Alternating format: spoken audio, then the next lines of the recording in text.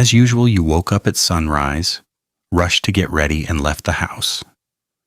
Your boss hated employees who were late. To avoid making him angry, you had started waking up an hour earlier every day. You ran to the metro station. Your train was due to arrive in 5 minutes. While sitting on a bench and waiting, you noticed an elderly woman on the opposite side of the station. She had gray curly hair, a long purple coat, and a slightly heavy build. Something about her caught your attention. She wandered back and forth while constantly smiling to herself.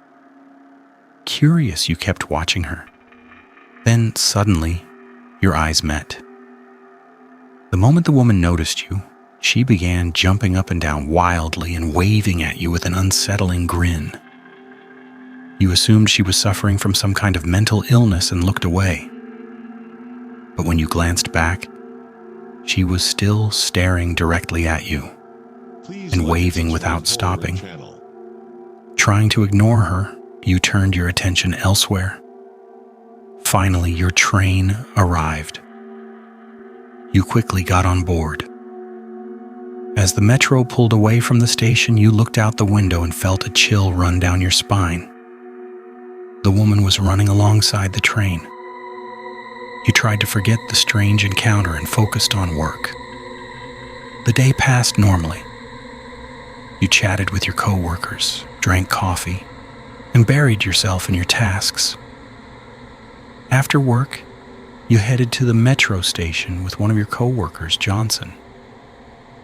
The incident from that morning came back to mind, so you told him about it. Johnson laughed. Probably just some crazy old lady. You both boarded the train since you lived in the same direction.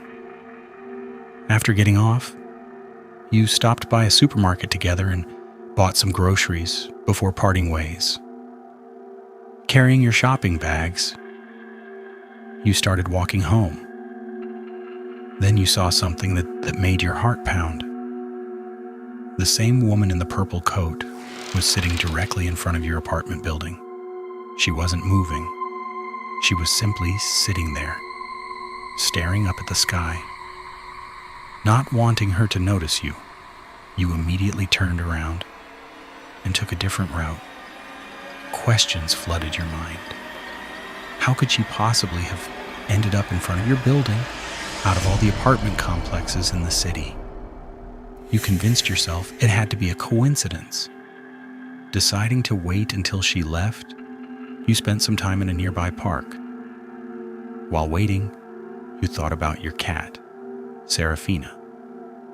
She was probably sitting by the front door at home, wondering why you hadn't returned at your usual time. About an hour later, you figured the woman must have left. You headed back. She was still there, in exactly the same position, still staring at the sky. You couldn't wait forever. Gathering your courage, you approached the building. Even as you walked right past her, she never looked away from the sky. Fortunately, she didn't seem to notice you entering the building. The fact that the entrance required a security code gave you some comfort.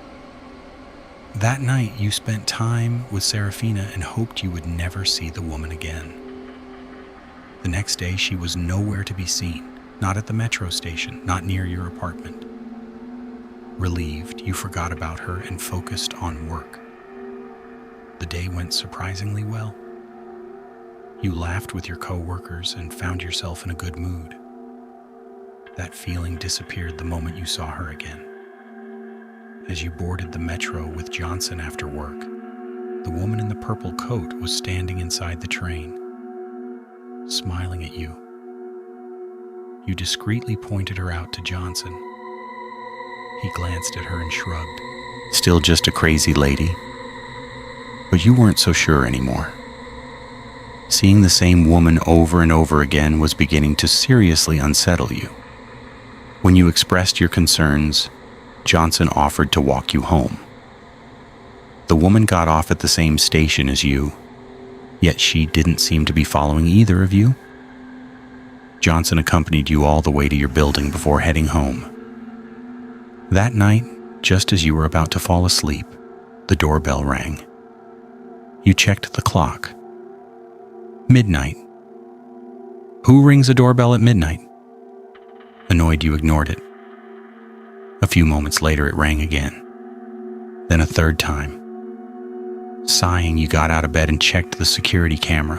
The moment you saw who was standing outside, your blood ran cold. It was the woman. The woman in the purple coat. How did she know which apartment was yours? Eventually, the ringing stopped. Trying to calm yourself down, you returned to bed. A while later, another sound woke you up. Knock, knock, knock. This time it wasn't the building entrance, it was your apartment door. Your hands trembled as you approached the peephole. You looked through it. The woman was standing directly outside.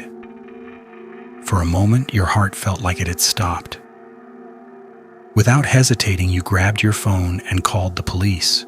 You told them about the strange, elderly woman who had been following you and had somehow found your home. The police arrived within minutes.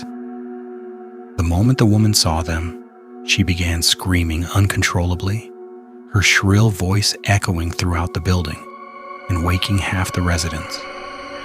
The officers quickly restrained her and took her into custody. Only then were you finally able to breathe. Several days later, while watching the evening news, you nearly dropped your coffee. The woman's face appeared on the screen. According to the report, she was a former serial killer who'd been wanted for years. Investigators believed she selected a new victim every month. She would stalk them for days, sometimes weeks, and eventually she would kill them and bury their bodies deep in the woods. Realizing that you had been her latest target sent a wave of terror through your body. But one final detail in the report froze you in place. The woman had a habit. Before killing her victims, she would spend hours sitting outside their homes and watching them from a distance. The news then showed several photographs recovered by the police. Every picture showed one of her previous victims. And in each photograph, she could be seen sitting quietly outside their homes.